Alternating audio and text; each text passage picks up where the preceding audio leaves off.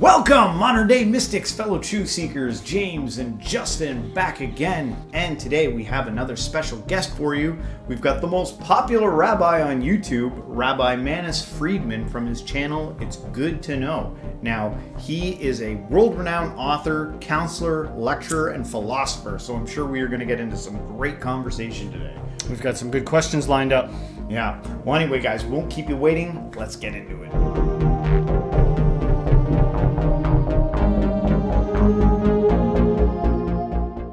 All right, Rabbi Manis Friedman, thank you so much for being on the show. It is great to have you here. You have a very popular YouTube channel where people all over the world get to see you and your thoughts and ideas. And I was hoping maybe for our audience out there, what we like to kind of do is just kind of get a background story of figures like yourself, kind of your journey through Judaism, how you became a rabbi, and how you got your channel going on YouTube. Oh, that's a lot.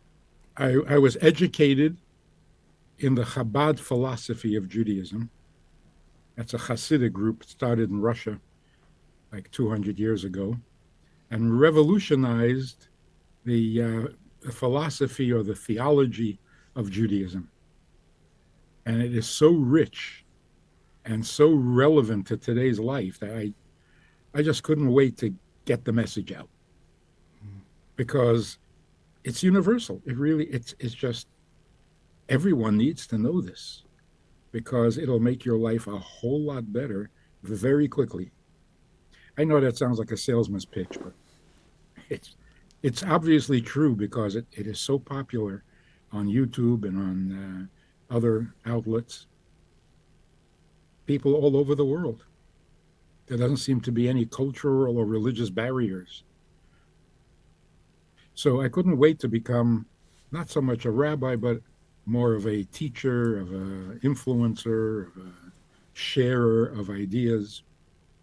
And it's just taken off. It's much more than I expected. Yeah. Is it tumultuous? Is it very hard to become, I don't know if the word ordained is right, or to become a rabbi? What do you have to go through in order to make that happen? Not very difficult. 14 years of...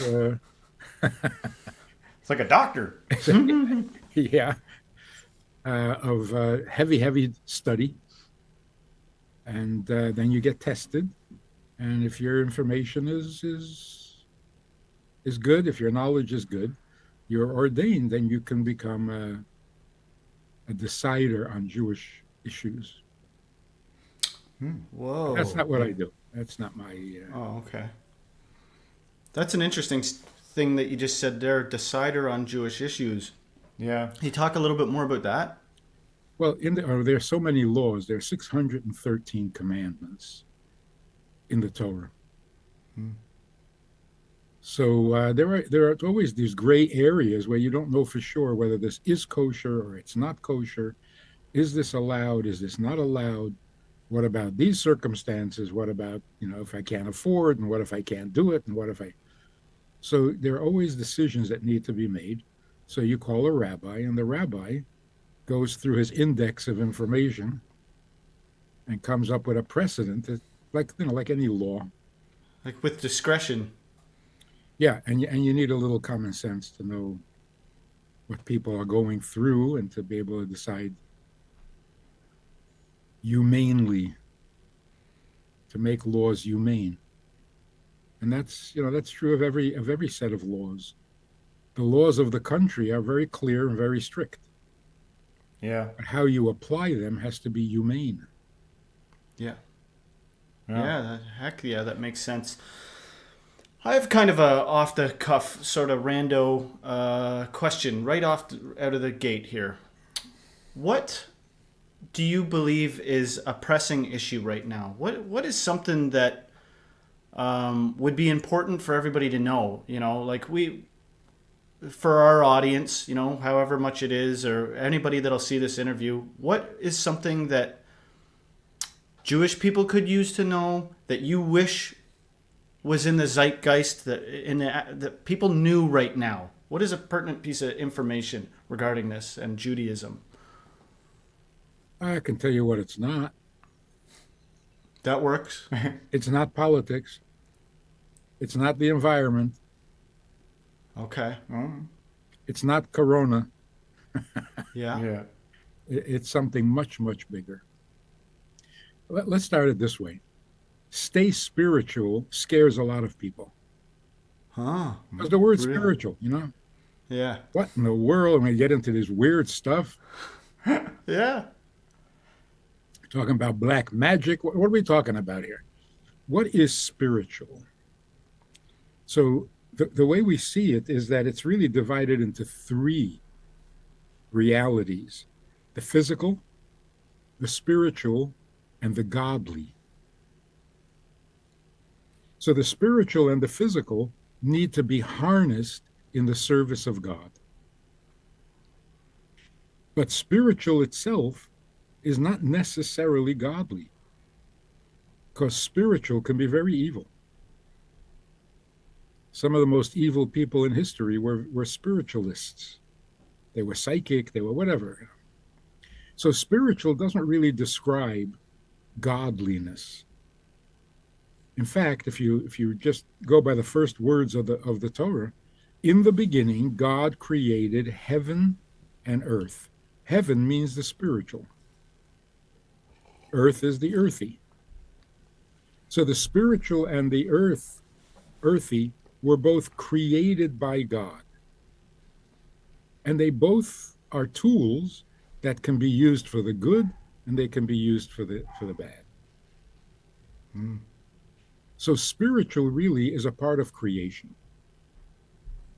If we understand it and use it properly, it doesn't take you away from the physical. It doesn't take you to some outer space mindset. And I don't even know. I don't know that that's even spiritual. I think that's just Imagination. fanciful. Yeah, Yeah. Could be. yeah. So the spiritual is simply the non-tangible side of life. It's life, but it's not the part you can touch or measure. But without it, there's no life. So it's not optional. It's the other side of the coin. Mm. Yeah. So, for example, you get married. Well, in the marriage, there are things you need to do for each other that is earthy, and there are things you need to do to each other. I'm sorry, for each other that you don't see and you can't measure. And it makes people crazy because what are the rules? What are the spiritual rules? What does she mean? I don't understand her. I don't know what she wants. Why does she do that? Why can't he be like my father? Yeah. These are spiritual matters because they're intangible. Mm. You can't put it on a scale and measure it. But without it, there's no marriage. There's no life. Ah. Yeah, that's interesting. I like the way you said that about being the other side of the coin. And so is that what you specialize in? It sounds like you probably, because you are a human being, there's plenty of earthy things that must be addressed. Thanks for the compliment. We're all humans here. But it seems like that's the specialty maybe of a rabbi, is actually helping figure out the other side of the coin there. What's going on there. Yeah, I think bringing together the spiritual and the physical is very, very helpful. It's essential. It's essential. We're not going to have life if we separate them. Right. One thing I'm always curious about with kind of like, people of faith like yourself, and like thinking about kind of the Torah, the Old Testament, some of the spiritual or supernatural events that took place within that book. I was curious, like, how do you feel about that juxtaposed with kind of the current reality we're living in? And then one thing I always like to ask everyone who comes on the show is like, have you yourself had any supernatural experiences that you can relate to yourself that were like, wow, I feel like God really, that was for just me, or I had this supernatural experience of God? Has anything like that ever happened to you? And maybe you could talk a little bit about that. Not that I remember, and not that I'm conscious of, but it happens all the time. But because it is part of life, we don't necessarily notice it, call it spiritual. Yeah. For example, a very practical example. Honor your father and mother. Is that physical or spiritual? Spiritual. And that's Both. why, Or yeah, yes, both. Yeah. yes. And that's why people say, honor my parents. What in the world does that mean? I say, it means carry their bags for them. Oh, okay, I can do that. Yeah, but it doesn't say carry bags, it says honor. So one of the ways you honor is by carrying the bag. But is that all there is to honoring parents? So you have these teenagers who think their parents are disasters and that it's their curse in life to be born to these parents. And then one day they wake up and they say, I got a pretty good dad. He's awesome. He put up with me. Mm-hmm. That borders on the miraculous. Yeah. Yeah, for sure. So that is a spiritual awakening. She won't call it religious or divine or godly. But what happened was, for most of her life, she ignored the spiritual aspect of her relationship with her parents. And then all of a sudden it dawned on her. There's something very special about my father, about my mother. That is spiritual. So now she honors them by carrying their bags, but with the right spirit. It's not just an act of service. It's done honorifically, if that's a word. Right. So, Right. so that is the spiritual side of daily life. And it reflects the importance of guidance too, because even if the real meaning of it clicks in later, somebody would value that they had guidance to do the right thing, even when they didn't know why they were doing the right thing. It seems like that would be the importance of that. And speaking of teenagers, I watched a little bit of your stuff, and I noticed it just sounded like in some of your videos that you were talking to a younger group of people. I don't know all the details, if they're people in training to end up, part of the official religious system or what. But I noticed some youthful sounding questions coming your way, and almost like there's this questioning aspect. And I respected the way that you took questions at face value. And I wondered, just a sidebar thing here, if you have to apply patience sometimes with all the questions you must get asked as a rabbi, does it ever test your patience? And are you looking for certain questions? What kind of questions do you wish people asked? Is it okay for people to come with almost a little bit of hostility sometimes when they're confused and asking questions? Yeah, a little hostility is good, keeps things interesting. But the questions that I really enjoy immensely are the big ones. All right. Like, tell me about everything. What is everything all about? Yeah. That's a lot better than what should I do? My mother walks into my room without permission. Yeah. It's like, grow up. Stephen Hawking's got some theories on everything. Those questions have become much more common among young people, preteens. Yeah. Weird, right? Like they're big philosophers now or something. Yeah, parents are terrified. What am I going to tell them if they ask me that question? Right? But that's such a good, positive development. Yeah. Do you think that's due to kind of like the environment kind of evolving from maybe humanity kind of moving out of a place of such like rough survival, like everything's all about, okay, just getting, survival. Now that there's been maybe a little bit of stability given, now that gives the ability for some of these higher questions to come about? Yes, yeah, yeah. And on the one hand, they are higher questions. On the other hand, they're the most basic, the most obvious, the most simple question in the world. Like, what am I doing here? Yeah. Well, I was just gonna ask you. Like, here's the most popular question probably people ask is like, from the Jewish perspective, what is there a meaning to life, like a prescribed meaning to life, and if so, what is it? Yeah. Oh, and in the reverse, if there isn't, then let me out of here. Yeah.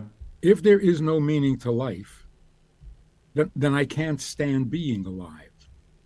Yeah. I don't know why exactly, but that's the way humans are. If I can't have a reason to live, then I can't live. Yeah. I Yeah. can't, That reflects human psychology to a T, for sure. I can't stand being useless. Yeah. Yeah. So It's if unbearable suffering. yes, that's definitely spiritual. Yeah. It's intangible. Like I don't even know why. So, for example, love is not spiritual. Love is as spiritual as appetite. I'm hungry for food. I'm hungry for company and for connection. It's not spiritual. It's a little hard to identify, It's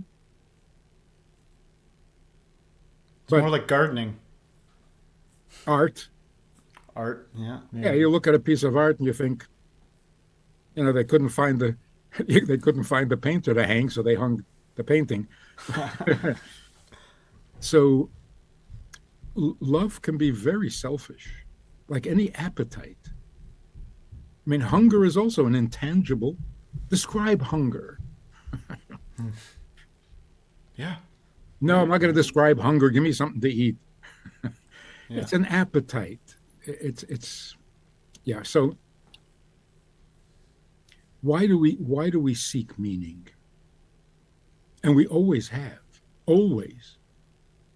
There's never been a time in human history that we haven't demanded. Yeah. Is it like looking for a reason, you think, to kind of justify some of the suffering that we go through? That's how it used to be.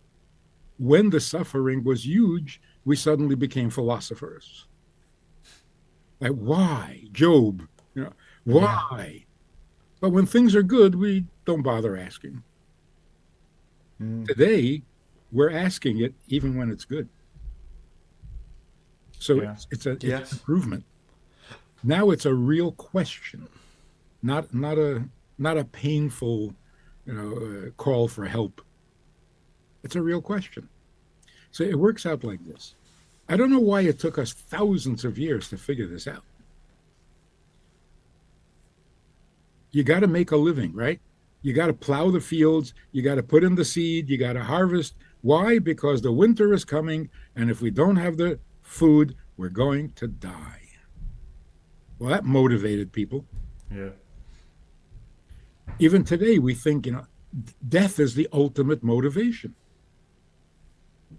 You don't want to die. Well, today people are saying, why not?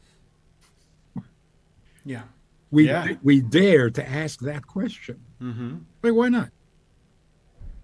I've even uttered myself the phrase, when questioned, what's the meaning of life? I've said, well, maybe the meaning of life is death. And maybe the meaning of death is life. And that's very sad because it's senseless.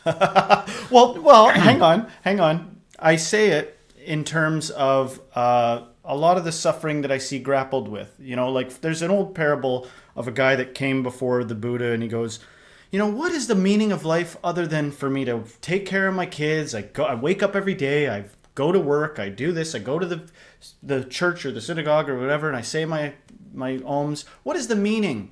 And the monk says, what more meaning do you want? That's like a lot of things to do. And so I only mean it in that sense that when people go, well, what's the mean? What's the great? Life is already full of things. Even if you're a drug addict, you got to wake up every day and rummage through a garbage to get your needles or whatever you got to do. Your life is full of tasks, no matter how slothful or whatever you are. There's so much already to do that I feel like sometimes, just as a question, I'm not saying it's the answer, But I pose the question sometimes if somebody asks me what's the meaning, well, maybe the meaning is death. Maybe you do this thing knowing you're going to die.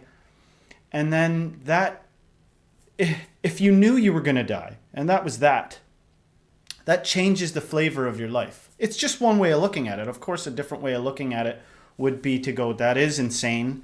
And that, that's reckless, first of all. We might all end up reprobates chasing hedonic pleasures if we looked at it that way. So to keep things together here, let's have a greater purpose than that rather than death, But in some sense, sometimes I get a little disheartened feeling like morality itself doesn't work. Like the idea of a promise to come causes a lot of suffering.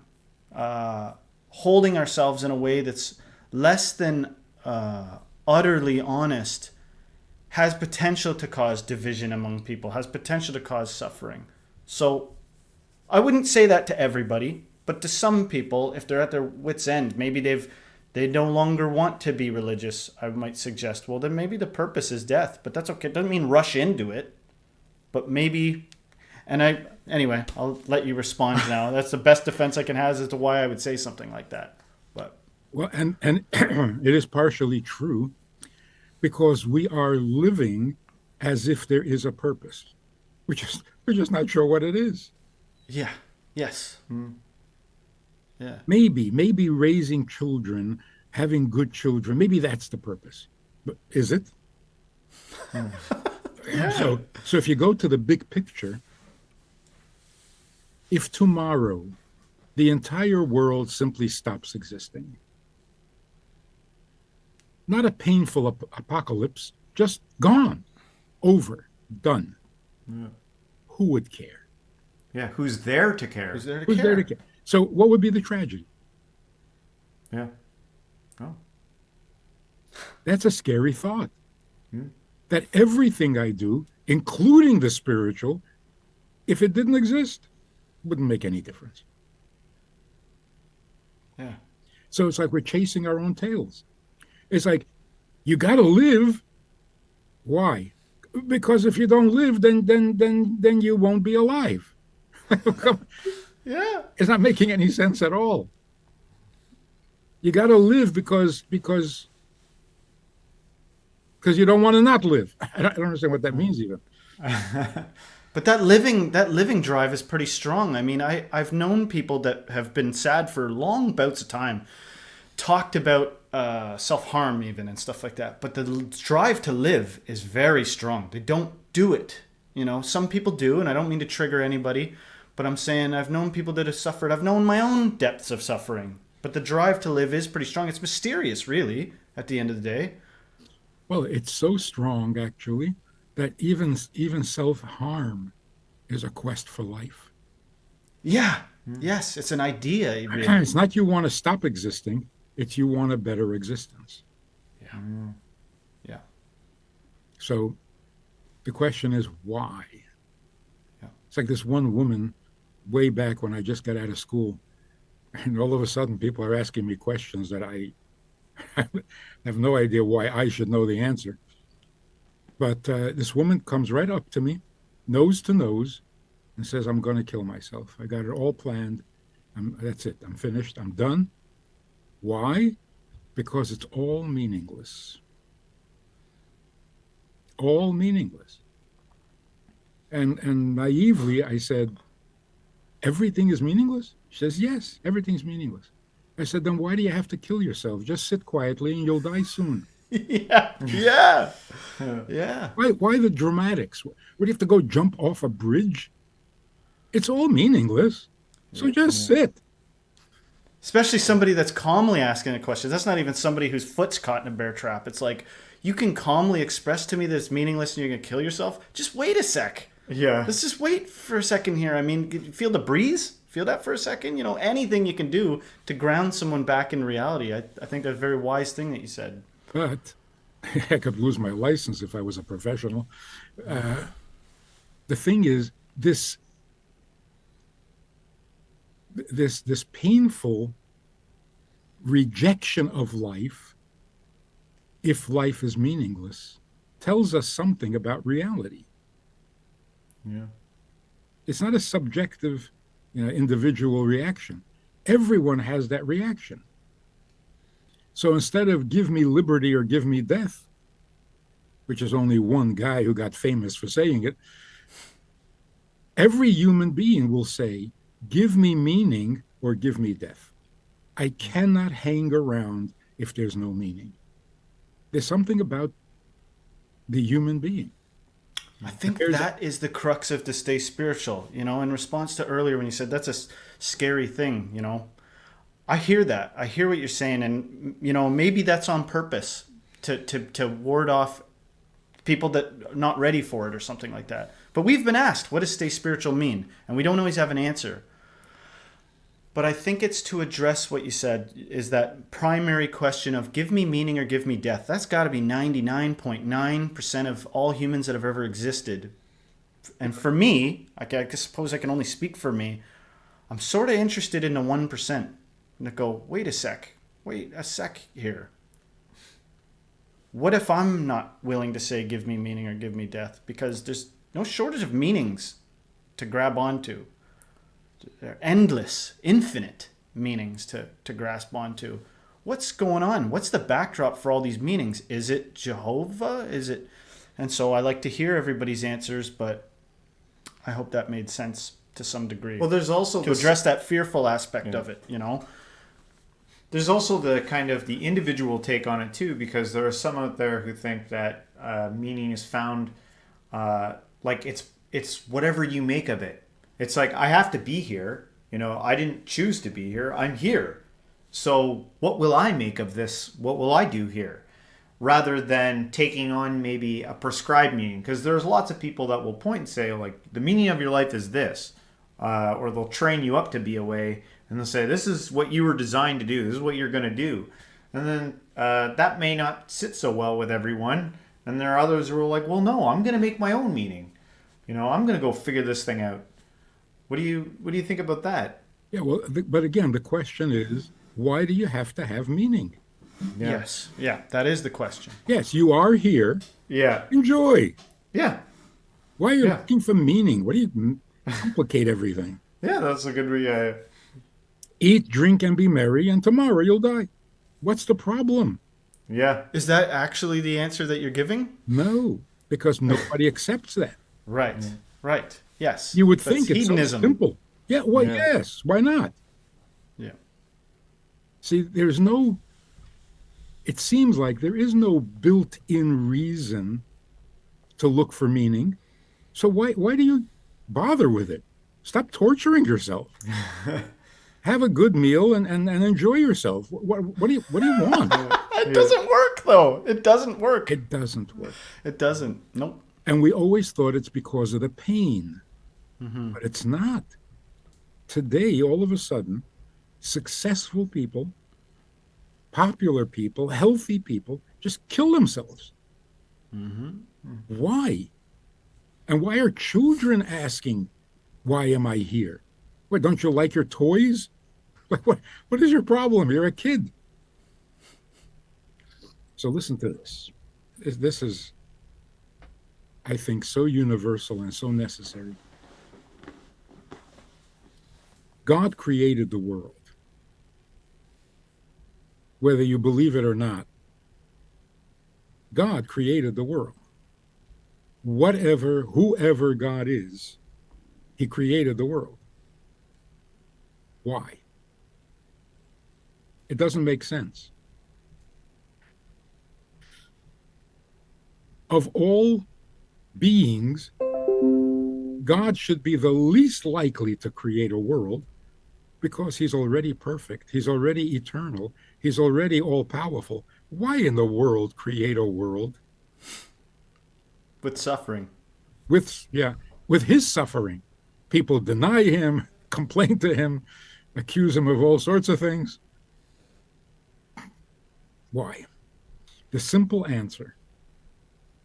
The very reason that God created the world is because he is eternal, perfect, and alone. He created the world so that he's not alone. That's the only thing that was missing. The only possible motivation is, I am everything, and that's a dead end. Now what? Like if you were perfect, what would I say to you? Exactly. If we were the same person. Yeah. What's new? Nothing. Yeah. What are you planning for the weekend? Nothing. What have you learned? Nothing. Exactly. Yeah. So perfect is also sterile. So when we say, oh, God is perfect, yeah, that's his problem. That's not a compliment. I wonder if that's got something that's tied. It reminds me of verses that talk about like taking joy when you face hard times, even, like count it joy when you go through difficult stuff. It's like that on the onset. That must sound crazy to a lot of people, but just scriptures. I don't know what text it's from. I don't know if it's from the Jewish or Christian or whatever it is, but it reminds me of that might help you to actually, which oddly enough, paradoxically, would also take away from the purpose if you're supposed to be learning from your suffering. Okay. So here's the thing. There is a purpose, and that's why we're desperate to find it. If there was no purpose, no one would ever look for a purpose. We're not all crazy. And even crazy people don't make up stuff that doesn't exist. The guy who thinks he's Napoleon is because there was a Napoleon. Right. If there had never been a Napoleon, no insanity would make you think you're Napoleon. He doesn't speak in a language no one's heard before. That's right. So the reason we look for a purpose is because there is a purpose. And we exist out of that purpose. So the purpose is an essential component of what we are, the essential component. We are a purpose. That's what we are. So if we don't know the purpose, we don't know ourselves.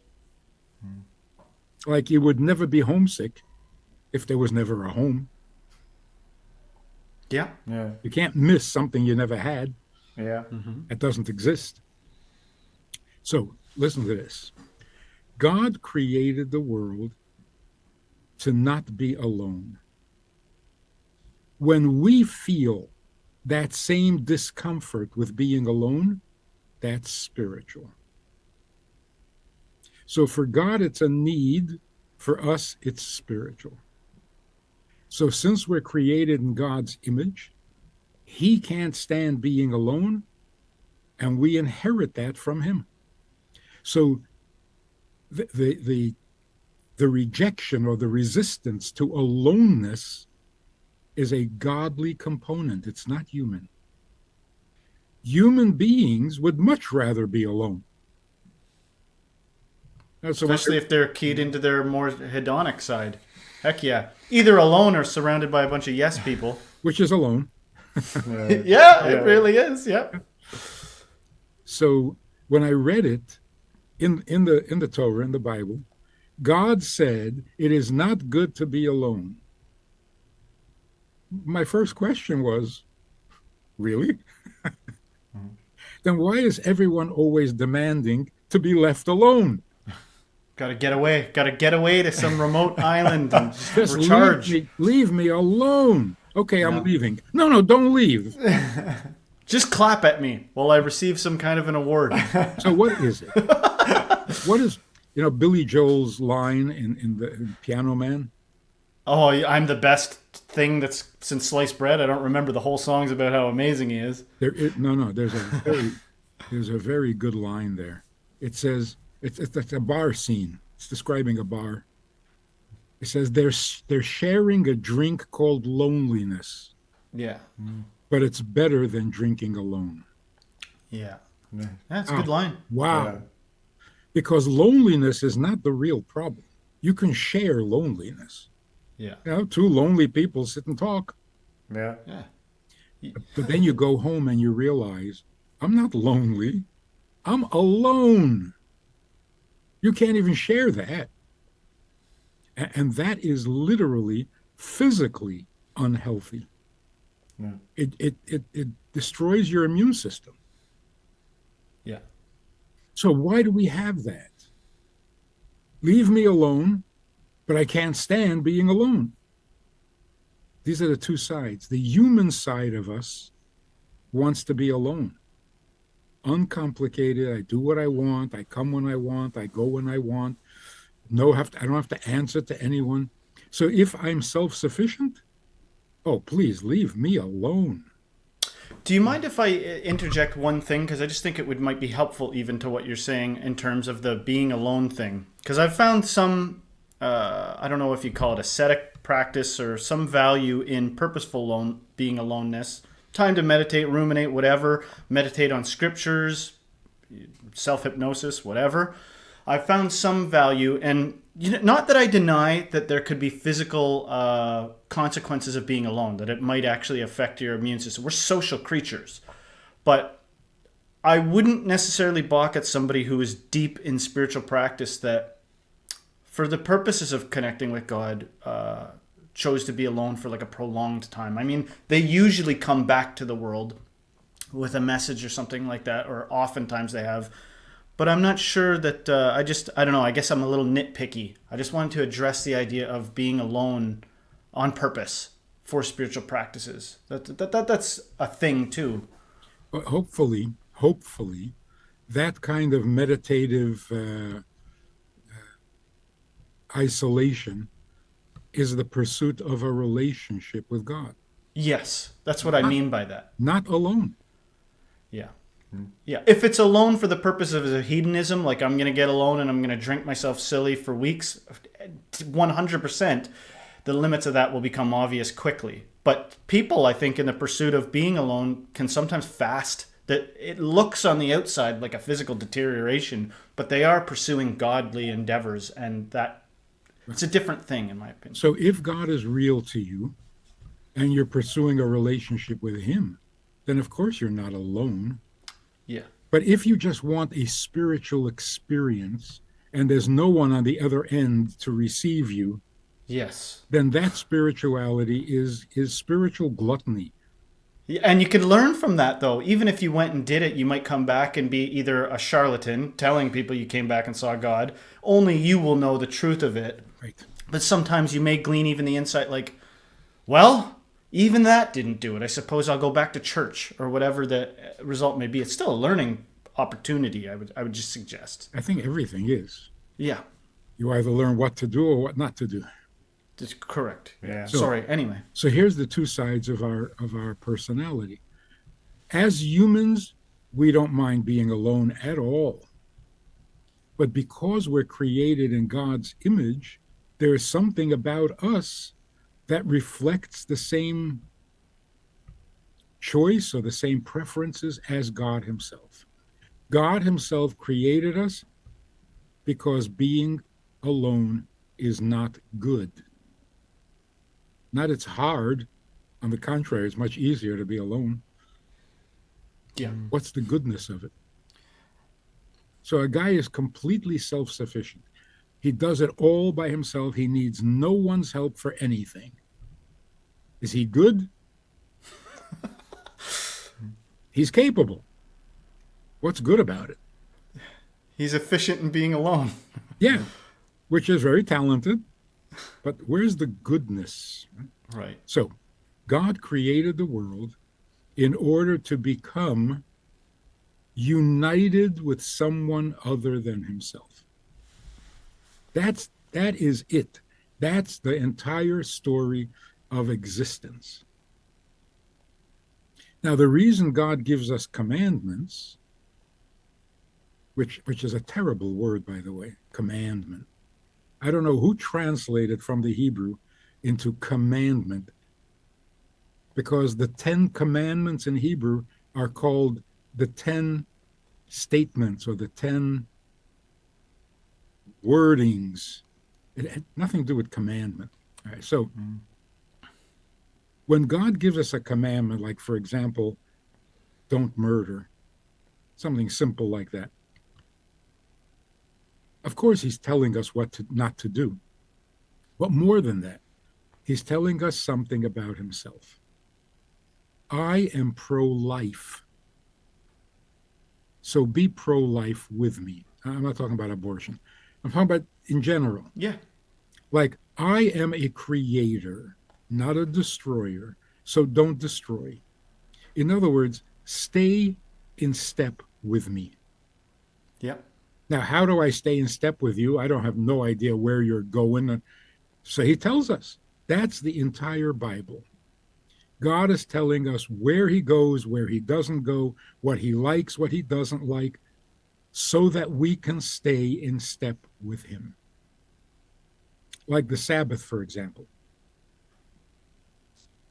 6 days I created the world, and on the seventh day I rested. And therefore what? Rest with me on the seventh day. Because that's what I'm doing. Join me.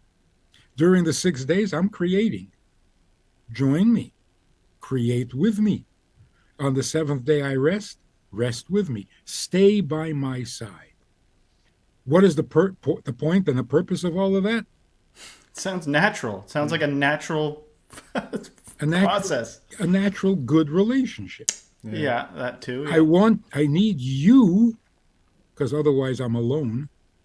But how do I have you? If you're off doing your thing and I'm off doing my thing, I need you, but I don't have you. Yeah. Because you're worshiping some other God. I have a quick question. Do you see these principles reflected? Because we have the thing of talking to people such as yourself, which is awesome, by the way. This is awesome. But every now and then, some of the things you say remind me of other spiritual people's practices that allude to the same thing. Like, that's why we stop and we pray several times a day. Or that's why we interrupt the process of what we're doing in our day-to-day life to reconnect with God. Right. Do you recognize that at all as a similar thing? Here's the big distinction. Everyone says, I want to get closer to God. I want to relate to God. I want to serve God. I want to go to heaven when I die. You just ruined it. You want to go to heaven when you die, then you're not serving God. You're just thinking about your own future. Yeah. Here's the really radical statement. Some guy started practicing some meditation. I said, why are you doing that? He says, I want to get closer to God. That's a pretty impressive statement, and you just got to back down and say, oh, okay. I said, you want to get closer to God? Were you invited? What do you mean you want to get closer? What if he doesn't want to get close to you? Yeah. What if you're close enough? Back off. Yeah. Yeah. I can imagine God saying, give me a little room here. Yeah. Yeah. You're stalking me. See, that question, people don't bother asking. Yeah. Everyone says, get closer to God. Who invited you to get closer to God? Mm-hmm. Hey, what, he's up for grabs? Mm-hmm. In other words, if God doesn't essentially want closeness, then you can't get closer to him. You can just annoy him. It has to be a two-way, and it must start with him, because we didn't exist when he decided to create the world. So he created the world because he wants closeness. When we feel that, then we respond by reciprocating. You want closeness? Well, that's pretty appealing. It makes me want to get closer to you. Yeah. But that's missing in religion. Religion says God doesn't need you. You just need him.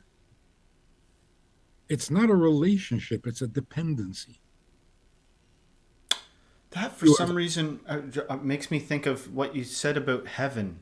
Is there something about what you believe that subverts the typical notions of heaven? Do you think of yourself more temporarily than other people? Oh, no, there is heaven. Okay. I mean, when you leave here, you got to go somewhere. Okay. Can't all go to Miami. Do we all go somewhere? Everybody? Yeah. Okay. So heaven's still on the table. Oh, for sure. Okay. But if that's your objective, then it's like asking a woman to marry you because she has a lot of money and you're going to inherit it when she dies. Yeah. It's pretty natural. It's pretty natural for someone to hear what you're saying, kind of like, oh yeah, there's heaven. And then based upon, probably what they've heard in reality about, well, if there's a heaven, then, there's got to be a hell. Some people come to that conclusion. They're like, well, I don't want to go to the bad place. I want to go to the good place. How do I get to the good place? Right? Exactly. And the relationship with God is over. It's not about God anymore. Yeah. He is your ticket to heaven. You're using God. You're not serving God. So how do you bypass that natural reaction then? Well, we're told, don't serve God for the sake of a reward. That's another common thing that shows up in religion. I hate to keep bringing that up, but we hear that in Hinduism every now and then. Yeah. That's a trap that you're supposed to disconnect from this desire for outcome. Like you're supposed to disconnect from this planning type thing. Sorry to interrupt. Yeah, that should be in the marriage vows. In the marriage vow, it should say, I want to marry you. I don't need anything from you. In fact, I don't even like anything about you. I just like you. Yeah. No, for real. Yeah, that's like more romantic than anything Hollywood could squeeze out. Why do I love you? Because you're you. That's why. Because you're not me. Yeah, exactly. Yeah. Even better. Because you're not me. That is the hardest part. Yeah. And yet, that's what we need most from another person. We just need you to be not me, but by my side. Huh.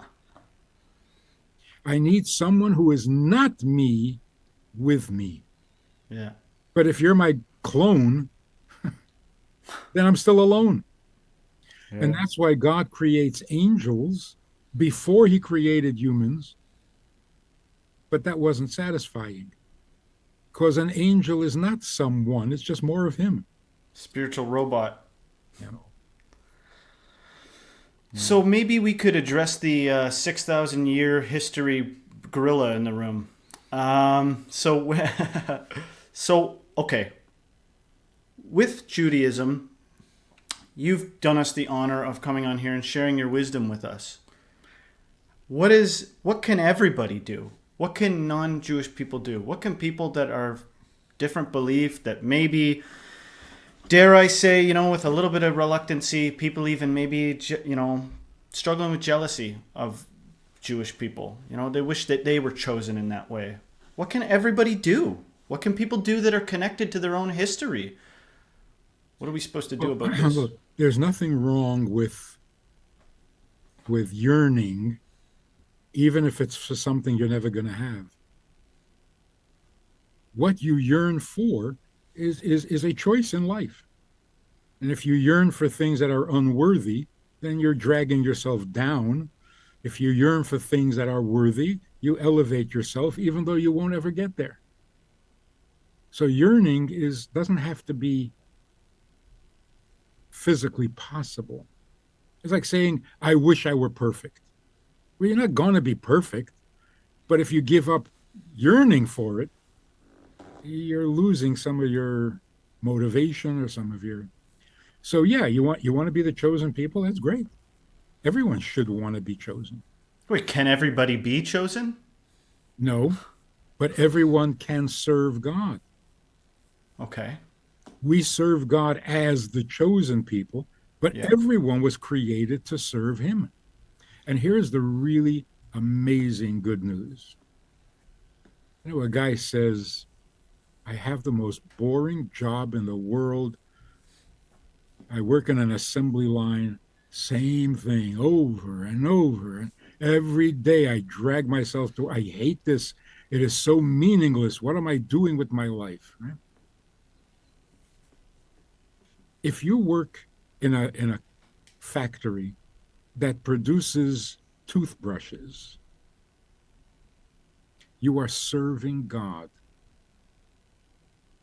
Because toothbrushes make life easier and better for people. When you make life better for people, you are serving God.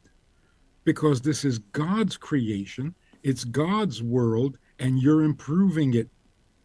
You are partnering with God in creation. So, no, you're not going off to a boring job. You're going off to once again make the world a little better, and God owes you for that. Does that apply to somebody that grew up in a Tibetan monastery? Who isn't manufacturing anything?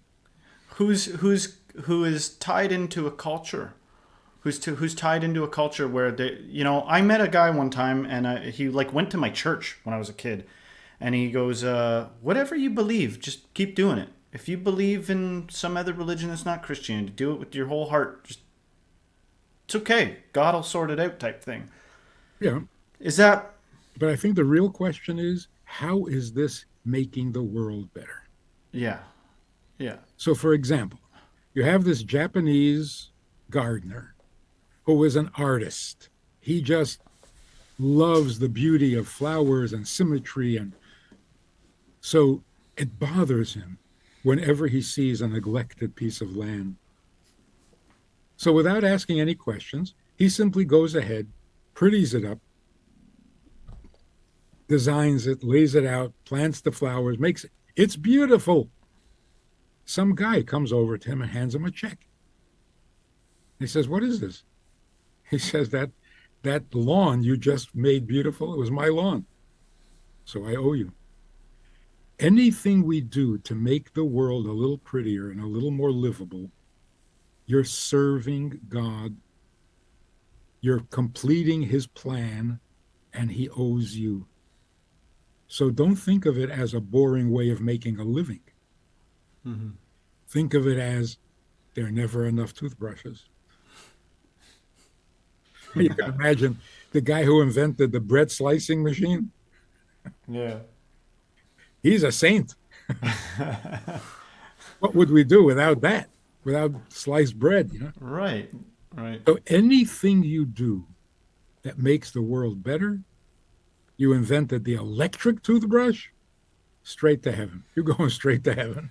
Sounds like we're talking a lot about like a lot of kind of like acceptance, because it is very easy to be complain about my lot in life and stuff like that. And to me, it seems like you're talking about kind of like embracing almost like your path, and embrace the thing that God has kind of like given you and do it to the best you can, right? And So that's what I was saying before. It could very well be that we are living a purpose. We just don't know it. yeah. Mm-hmm. So the guy who produces anything useful, anything that makes life a little more livable, is serving God and is fulfilling his purpose. He thinks it's just a boring job, Yeah. but it's not. So you have all this wisdom, and it's very compelling. But humans are covetous. We want to grasp. We want to. There are going to be people that watch this that want to be a part of your world. Are non-Jewish people allowed to come to Jewish church? Are they allowed to read the Torah? Are they allowed to choose their own level of engagement? Are they allowed to go off on flights of fancies where they perceive it their own selfish way? Keeping in mind that we have this tendency as people to want what we see around us, the beautiful things, It's true, when you pluck a flower and you have to have it for yourself, that's when it starts to rot right in your hand. If you could just appreciate it from a distance, all the beauty's there for all of us to bask in. But I'm saying, what would you say to people that are enticed by the things you're saying and they want to be involved in it and they can't understand why there are segregations to things, why there's some things appropriate to some and not appropriate to others? Right. What could you say to them? So this is exactly what I'm trying to say, is that no one is excluded from this. Mm. So to put it in a very concise, get off your knees and stop asking God for help. Don't use God, serve God. That's it for everybody. So the Jew serves God by keeping kosher. You don't have to, but serve God in the way that you serve God. But no one is exempt from serving God. And at this stage in history, this desire for stuff, we're sick of it. Yeah. Yeah. We don't have to tell anyone that this is not going to make you happy. They know it because they've got the stuff. Yeah, So it's true. true. You don't need a meme even. You don't. Sometimes I'll go. Somebody start a hashtag. Rolls Royces are embarrassing. Somebody start a hashtag. To be this way. But you don't need to. You're right, because capitalism is so good at putting all this stuff in everybody's hands. Most people, for the people that have. And now that we have it, we realize this is not what we really needed. Yeah. Feeling empty. And the same is true with sex. Sex has become boring, tedious, distasteful. It's become a religion. You just do it because you have to. Yeah. But nobody really cares anymore. It's too much. It's too meaningless. And it does not create good relationships. It's predatory. It's using people. So here's the message for every area of life and for every human being on earth. You're not needy. You're needed. Stop acting so pathetic. We're weak and we're born in sin and we're all going to die and we're all going to suffer. And we have to get on our knees and maybe if we pray hard enough, God will be nice to us. What a depressing picture of life. If that's what life is all about, we should all quit and protest. Some people have. Yeah.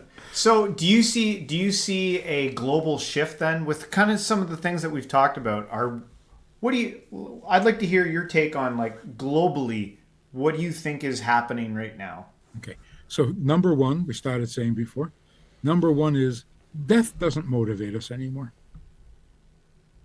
I mean, you tell people, don't mess with drugs, it could kill you. And they wait for the punchline. Yeah. So, what is your point? It'll kill you. So, what's your point? You see, it doesn't work anymore. We're living out the book of Ecclesiastes. It's like, it's all chasing after the wind. It's vanity, vanity. Yeah. And kids are noticing it. Mm-hmm. So, when a kid says, why do I have to clean up my room? I didn't ask to be born. He's not depressed.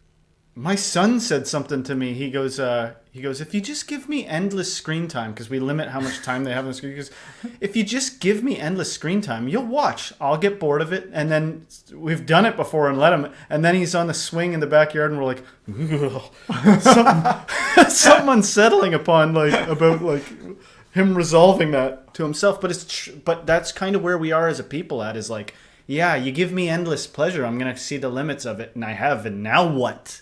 Now what do I do? Our children are too smart. It's scary. They're not depressed. Don't go for therapy. They're asking a really, really good question. If I didn't ask to be born, why do I have responsibilities? Yeah. And the only answer we've had in history is because otherwise you'll die. And today's kids are like, first of all, I'm not going to die. I'll just go on welfare. Yeah. Yep. You're not wrong. And even if I do die, who's going to care? So that is definitely like a cosmic shift in our mentality. And secondly, the pleasure of serving. Everyone wants to serve. So people ask me, how do you feel about the protests, the pro-Palestinian, pro-Hamas protests all over the country? Well, I don't agree with it, but don't these people have something better to do with their time? They have no idea where Palestine is. They've never been there. They don't know what the issues are. Why are they devoting so much time to march in the streets in the heat, carrying these signs, screaming about an issue that they have no idea? You mean specifically the people in the West that are Yeah, disconnected from it? but any place else in Australia, in England, Everybody other than probably the people that are actually like, I would imagine The Middle that East. people that are, as a Jewish person, like, you almost guaranteed have taken some flack, and you're not there, you're not participating in this. But I would assume that you have taken some hate regarding some of this. I would assume, I don't know, maybe not. But then even outside of that, people that aren't directly there have something to say about it. right? Interesting.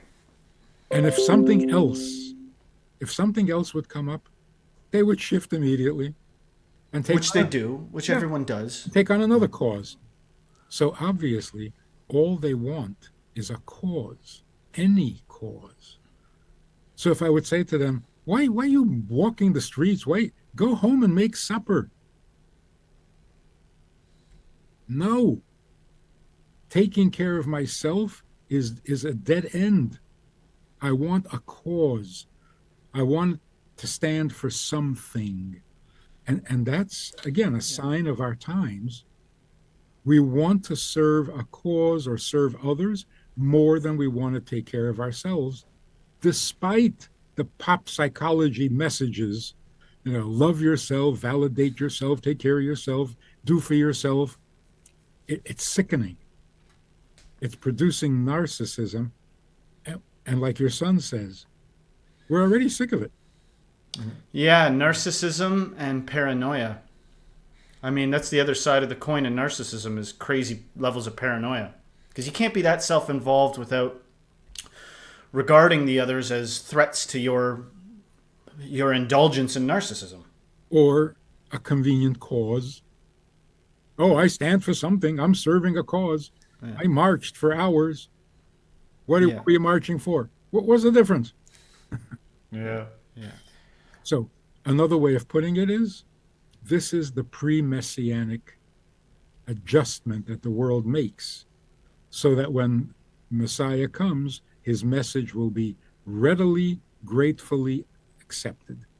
Because that's interesting. Because that's all we want. But that's interesting. So you're referring to a Messiah now. Yeah. That you believe is to come. Yes. Yeah. So that's we got to talk about. Well, that. I was going to ask you a little bit because every faith has kind of like their eschatology, their idea of like the end times, how things are going to unravel and unfold. And I would love to hear from, like you point out, from your perspective, are we in those times? And do you anticipate that might be something that happens soon? Or what do you think? First of all, it better happen soon or there'll be nothing left to salvage. Yeah. Yes. Oh yeah. And not only do I hope for it, I'm seeing it develop. I'm watching it develop. Is this Messiah going to be different than everybody expects? He's just going to be a Jewish leader who has some really good ideas about life. Okay. Which we can desperately use right now. Okay. Will he be a form of a rabbi? I guess. Yeah. King. Yeah. Okay. Yeah. So this is. I understand. The word Mashiach, the Hebrew word for Messiah, means anointed. Yeah. A king is anointed. Yeah. Well, it's interesting. This I don't want to go too far off a sidetrack, but like we grew up as Christians, right? And so in the church, we don't identify as Christians anymore. We're kind of like not that, I suppose. I don't know. I don't want any label. But growing up in that, we had a Messiah that we grew up believing in. And the story of Christ is often one of like, the thing I took away from it, whether it was talked about or not, was these people didn't expect this one to be this way. And there was all this dispute and contention around the Messiah, and then it ended the way it ended. And so sometimes when Christians talk about the second coming, that's what they believe, I suppose, to you is the first coming. They expect it to be some kind of a second coming. I go, well, if there was all this issue the first time around and not everybody believed he was the Messiah and he wasn't what people expected, because at that time people expected king and all this stuff. And then Jesus was this very different figure. I go, well, it says he's going to come in the clouds and every eye will see. The internet operates on a cloud. We've all got phones in our pockets now. Every eye could see. And I'm just like, I know it's a little bit conspiratorial out there, wacky. That's why I asked the question, could this Messiah be different than we expect? What if the Messiah that comes is something that is more universal than even, like, what if it's something that really blows all of our minds? And we go, oh my goodness, it really did come at the perfect time. We didn't anticipate it being this way. And there's more peace than you could throw a stick at. You know? I certainly hope that there's going to be more than we can imagine. So our imaginations are quite limited, I know. But here's the thing. The real question is, and when he comes, what? What? So it's not who are you anticipating, it's what are you anticipating?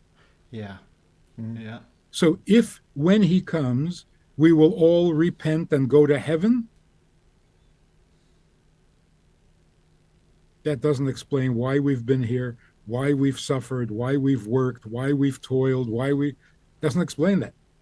It's got to be that Messiah comes to make earth into heaven, not take us away from earth to some other place. Right. Right. How will that happen? How will earth become the most godly place? We're seeing it happen. This desperate desire for purpose, this pleasure in serving rather than being served, we're getting there. If all human beings on earth serve God, then God is the God of earth, not the God of heaven. So here's the plan. Every human being in the world is designed in such a way that there is something that each human being can do to bring God down to earth, like making toothbrushes. There's something you can do to bring God down to earth so that we don't go to heaven and find that God is not there. Because God started in heaven. That's not his objective. He wants to be our God, God of earth. And the only way that can happen is if we make it happen. Yeah. That makes perfect sense. It does. So whatever the Messiah is, he's not an angel and he doesn't do miracles. Because once nature is godly, you don't need intervention because nature is good. Supernatural means nature is not going in the right direction, so we have to correct it by bringing in a supernatural. No, Messiah is not supernatural because then we failed. The coming of Messiah means we naturally serve God and enjoy it more than serving ourselves. That's the bottom line. So is that spiritual or physical? And the answer is yes. Yeah. Well, I think that was beautifully put. I want to thank you, so much, Rabbi Manis, for being on the show. This conversation has been great, very enlightening, and again, thank you for doing this. I thought maybe to close things out here, what you could do is maybe provide for our audience, let them know what you got going on, what you're doing, where they can find you, and we'll close it out. Well, you can find me just about anywhere because I've got no place to hide. You can run, but you can't hide. So going online on almost any TikTok, YouTube, Facebook, whatever. And practically everything I do, everything I say ends up somewhere. Yeah. In the highway the information highway. Yeah. So go to itsgoodtoknow.org. Okay. You got hours and hours and hours of ideas and conversations. But the bottom line is, stop using God, start serving him. Brilliant. All right. Beautiful. Yeah. Thank you so much. It's been a pleasure.